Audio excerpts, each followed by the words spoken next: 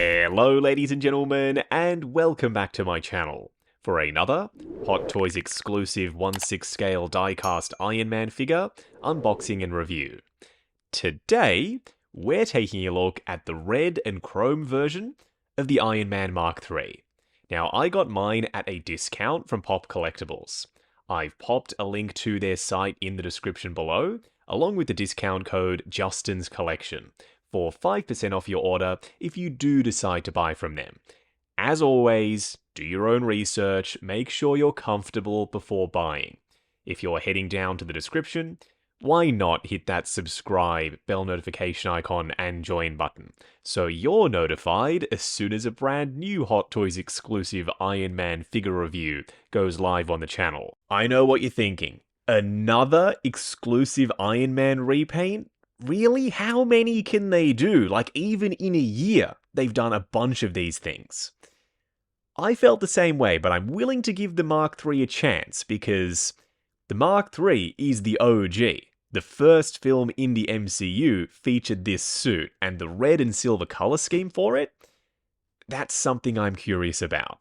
As for the box art, it's quite shiny and reflective for the red background, but there's also all of these chrome accent pieces, and all of the lettering is done in chrome as well. On the side of the box, all of the same stuff as what we've already seen on the front. Except they've added a cheeky little Stark Industries logo up top. They don't use this anywhere near often enough on their Iron Man boxes. Around the back, they've lent heavily into the tech circuitry aesthetic with this chrome frame surrounding the warnings and legal information. Then on the other side of the box, we've got an arc reactor and some honeycomb patterns sculpted into the surface of the foam block that the figure itself sits inside of. Just in case you forgot which figure you bought, on the lid of the foam box we've got Mark III red chrome version. So they're not calling it red and silver chrome, it's just bare chrome, I suppose. First in-hand impressions for him? I always forget how hefty die-cast Iron Man figures are, but this guy is a really heavy piece. And that chrome finish is absolutely gleaming. What we're going to do now is get all of his accessories laid out in the light box and take a closer look at everything he comes with. Starting off with the display base first. Technically, we could call it a reused base mold, but not really, because the figures that were first announced with this base, they're not even out yet. At the time of filming this video, the Flash movie figures were announced with this style of base mold. It looks good, it just doesn't feel great in hand. It's got a very cheap vibe about it. Up top, we've got this metallic red arc reactor, then a frosted lens behind it. There is a light up effect, we'll get there.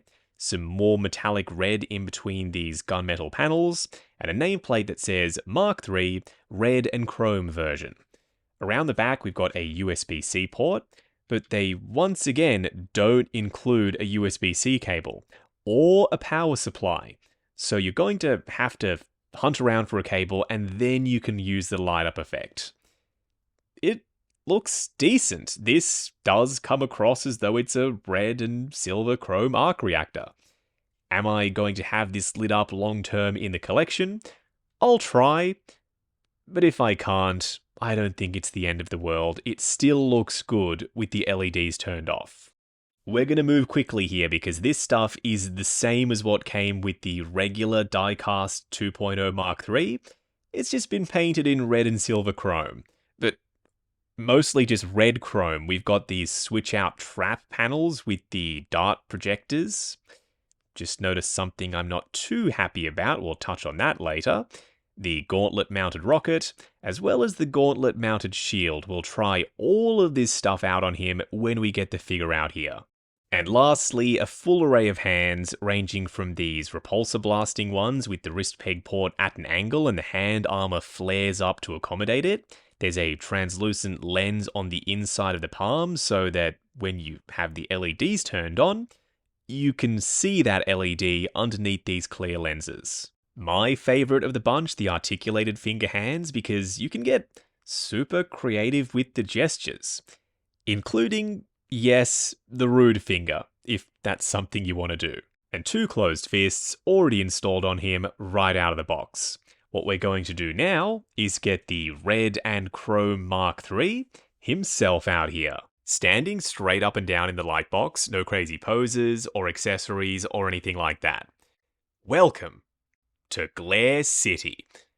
This figure is covered head to toe in vacuum metallized chrome. Not chrome paint, not metallic silver, proper real deal chrome. He's a fingerprint magnet and a glare machine.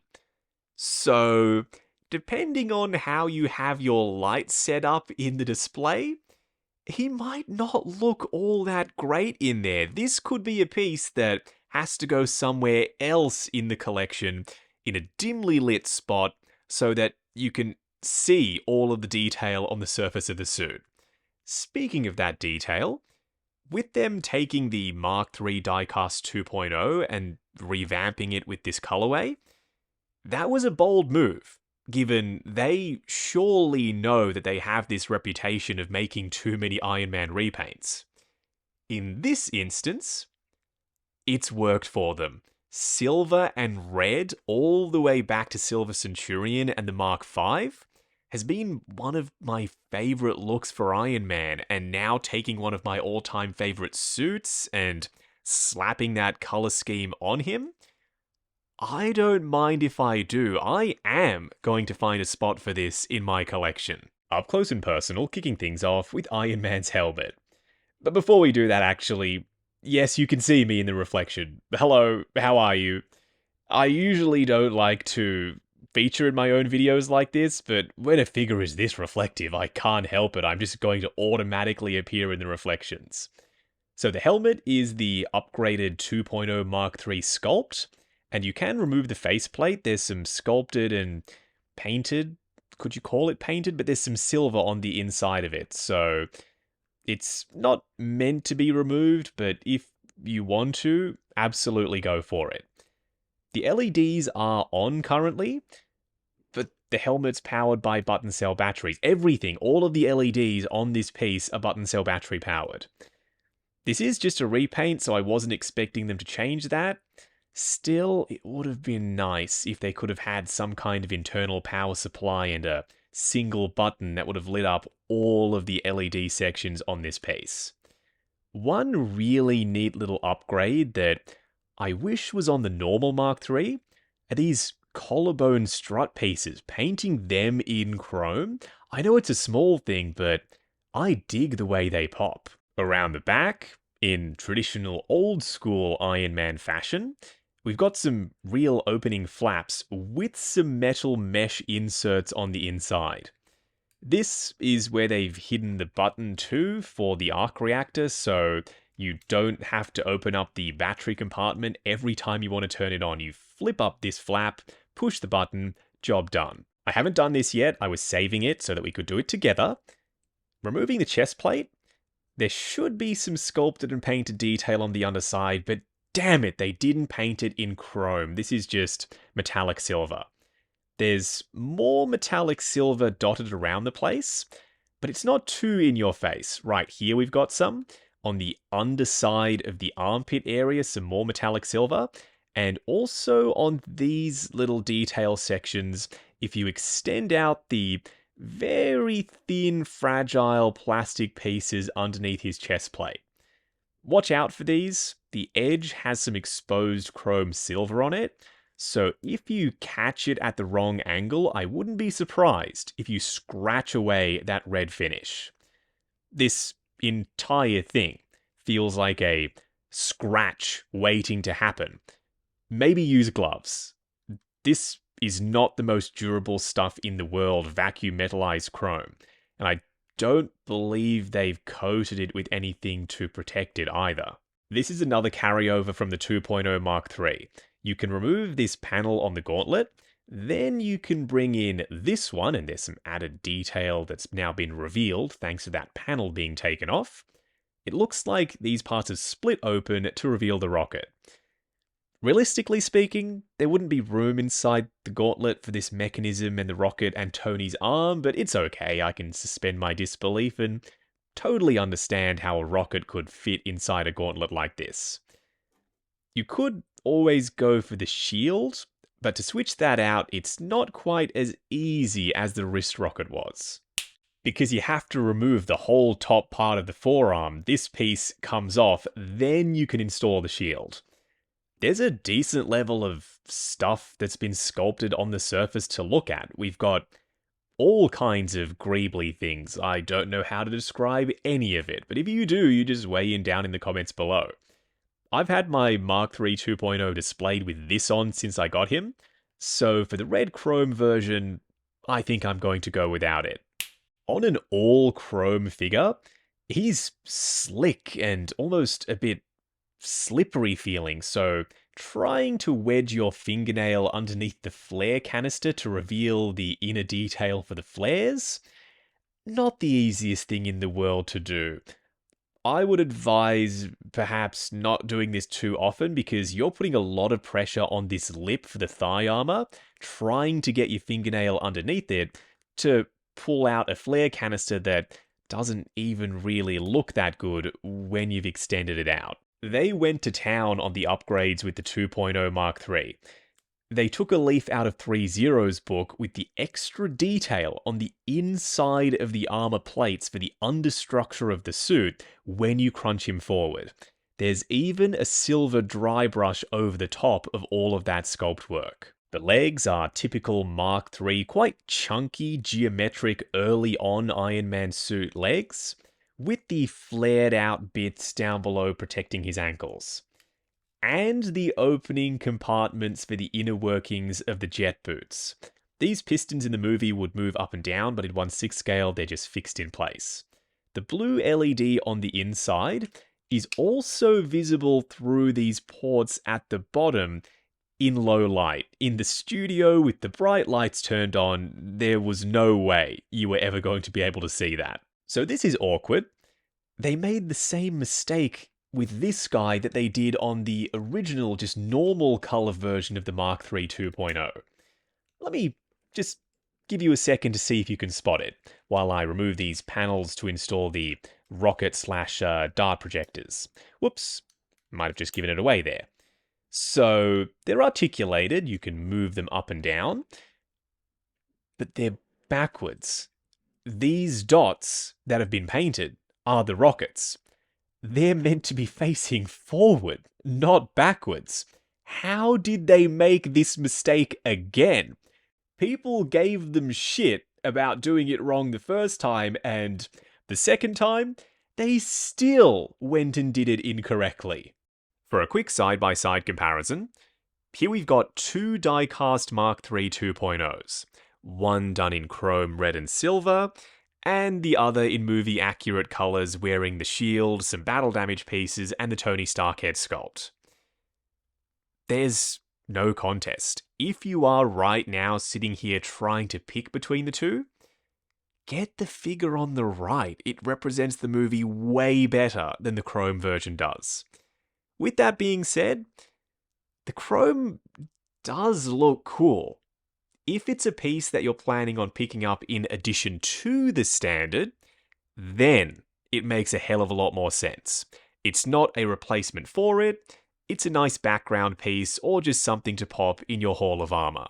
Going over articulation, I'm so nervous about this segment.